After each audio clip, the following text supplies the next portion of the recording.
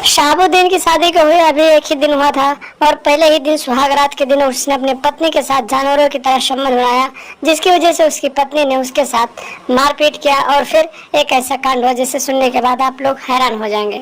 नमस्कार दोस्तों, स्वागत है आप सभी का हमारे एशियन क्राइम अफेयर चैनल में।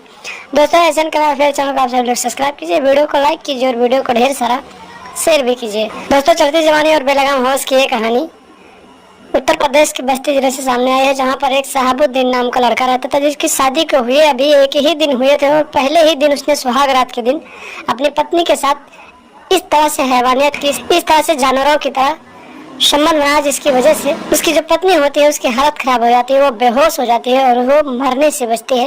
और फिर वो जब होश में आते हैं तो फिर अपने पति के साथ लड़ाई झगड़ा करने लगती है और फिर इन दोनों की लड़ाई इतनी आगे बढ़ जाती है कि ये दोनों एक दूसरे के साथ अलग रहने का मन बना लेते हैं।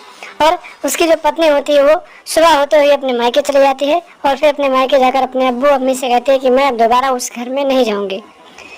इसी तरीके से 2 महीने बीत जाते हैं और उसकी जो पत्नी होती है जिसका नाम अदीबा होता है।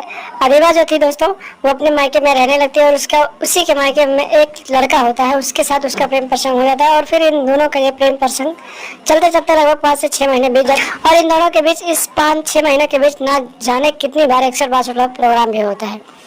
और एक दिन ऐसा आता है दोस्तों कि जो अदीबा होती है वो अपने प्रेमी से मिलकर अपने पुराने पति का जान ले लेती है, यानी अपने प्रेमी के साथ मिलकर अपने पति को मौत के घाट उतार देती है और फिर उसकी लाश को उसके घर के पीछे ले जाकर फेंक देती है। सुबह होती है, लोगों को जानकारी मिलती है और लोग इसकी जानकारी पुलिस को देते हैं। मौके पर पुलिस पहुंचती है तो पुलिस लाश को कब्जे में लेती है और पोस्टमार्टम के लिए भेजती है और फिर छानबीन करने लगती है।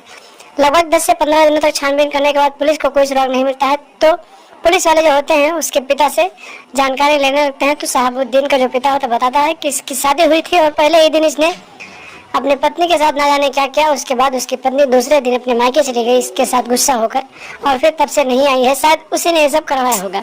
पुलिस शहाबुद्दीन की पत्नी के घर मायके जाती है और फिर उसे हिरासत में लेकर पूछताछ करती है। तो उसकी पत्नी जो होती है पूरी कहानी डर के मारे पुलिस को बता देती है और फिर पुलिस शहाबुद्दीन की पत्नी और उसके प्रेमी को हिरासत में लेते हैं और आगे की कार्रवाई के लिए जेल में डाल देते हैं। तो दोस्तों, सावधान रहें, सतर्क रहें और ऐसी लड़कियों से सावधान रहें जो अपराधी मानसिकता रखती हैं और अपनी पत्नी को भी प्यार करें, उनके साथ रहें, उनसे अच्छे से बातचीत करें ताकि आप दोनों के बीच, पति पत्नी के बीच कोई लड़ाई ना हो।